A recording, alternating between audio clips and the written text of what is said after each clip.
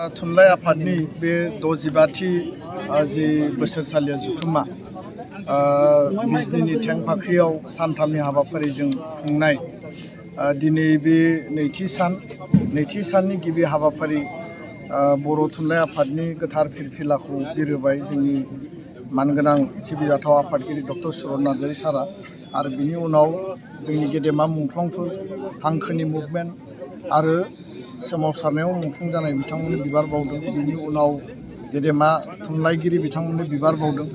दा बे जुथुम्माया थारैनो मोनसे जारिमिनारि जुथुम्मा आरो 65थि बोसोर बर' थुनलाइ आफादा आफाद हिसाबै 1952 16 नभेम्बरनि उनाव 16 नभेम्बरनि उनाव बे 65 बोसोर आगान सुरनाया मोनसे गोलाव मोनसे आगान आरो बे ग्ल'रियास जि मोनसे जार्नि दिनै जोङो नुयो जे बेयाव गोबां जोंनि गेदेमा बिथांमोना गावनि जिउखौ आत्म बलिदान होबाय गावनि भाषानि थाखाय गावनि थुनलाइनि थाखाय मिडियामनि थाखाय आरो बे बिथिङाव बिनेश्वर ब्रह्म बिहुराम बर' गेदेमा बिथांमोननि मुंखौ आं जेब्लाबो लागोन।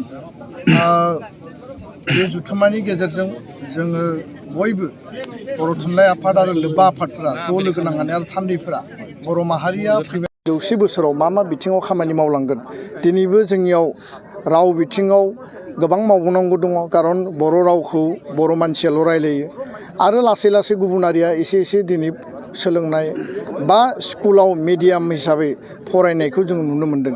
किन्तु बे रावखौ जोङो जुदि इक'नमिक लेंगुवेज हिसाबै बिजनेस लेंगुवेज हिसाबै डिजिटेल बा कम्पिउटाराइज लेंगुवेज हिसाबै दिनै आर्टिफिशियेल इन्टेलिजेन्सनि जुग डिजिटेलनि दिनै जुगाव दिनै कम्पिउटार मबाइल इन्टारनेटनि जुगाव जुदि जों बेखौ कनभार्ट खालामनो हायाबा बेखौ बिश्वमाननि जों जुदि लांनो हायाबा जेरैबायदि असमिया रावा दिनै जौगादों बांला रावा जौगादों तामिला जौगादों गुबुन जौगानाय राव बायदि जोङो जुदि बर' रावखौ लांनांगौब्ला जोंहा गोबां खामानि मावनांगौ दङ।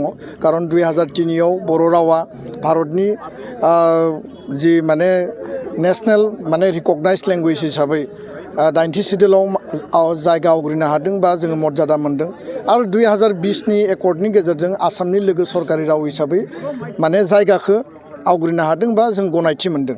किन्तु बेखिनियानो जोंनि थाखाय साफिसियेन्ट नङा। जों जि अधिकारखौ मोनबाय जि मोन्थायखौ मोनबाय बे मोन्थायखौ लानानै जोङो बेखौ बाहायनांगोन फोसावनांगोन आरो बयनिबो एक्सेप्टेबल मोनसे राव हिसाबै जों बेखौ गनायनानै लानांगोन।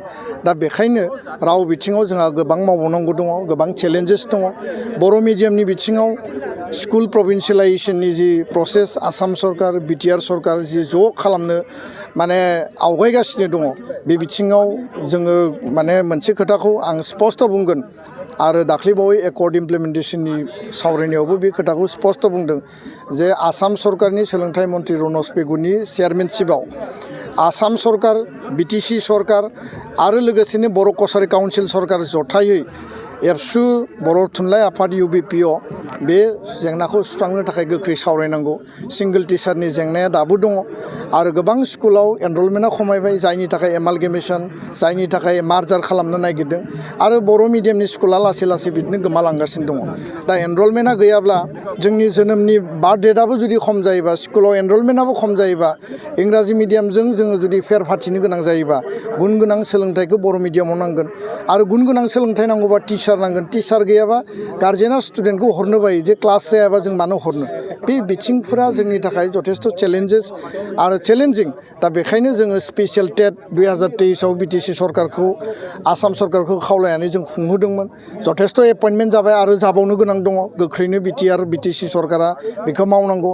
आसाम स्पेसियेल टेट बे बिथिङाव दिनै फोसावनायखौ होदों किन्तु जों खावलायदोंमोन जे बर' कसारि काउन्सिल एरियायाव आउटसाइड 6 सिडिउल बेयाव टिचारनि संख्या खम आरो बेयाव एपइन्टमेन्ट जानायनि उनाव आरो बेखौ गारनानै फैयो जायनि थाखाय जोङो साफिसियेन्ट टिचार मोनाखै।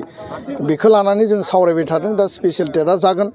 दा गोबां माखासे इसुसफोर दङ बे बिथिंखौ आं बुंबाय। थुनलाइ सोरजिनायनि बेलायाव थुनलाइखौ जोङो मुलुगनां पर्यायनि थुनलाइ जों माबायदि सृष्टि खालामनो हायो साहित्य एकाडेमि बान्था होयो थुनलाइ आफादाबो बान्था होयो आरो जोंनि लिरनायनि जे मानदान्दा जोंनि थुनलाइगिरिफ्रा यां राइटार सिनियर राइटार भेटेरान राइटारफ्रा जथेस्थ' खस्थ' खालामदों परिश्रम खालामदों। किन्तु जोङो आरोबाव जोङो बेबायदि स्टेन्डार्डनि थुनलाइ सोरजिनांगोन जाय इंराजि थुनलाइ वेस्टार्न थुनलाइ बा गुबुन गुबुन थुनलाइफोरा जिखौ दिनै बुकार नभेल मोननो हादों नभेल माने लिटारेचार प्राइज मोननो हादों गुबुन गुबुन लेभेलाव जोङो गावखौनो जोङो जुदि लांनांगौब्ला दुलाराय बर' माहारिनि साननाय हनाय जोंनि माने मावनाय दांनायाबो बे लेभेलनि लासैनो जोङो लांनायनि थाखाय दिनै सम सफैबाय आरो बे मुलुगा जाबाय सृष्टिनि मुलुग आरो बे मुलुगा जाबाय गियाननि मुलुग बे मुलुगा जाबाय गावखौ डेम'क्रेटिकेलि आरो नैबे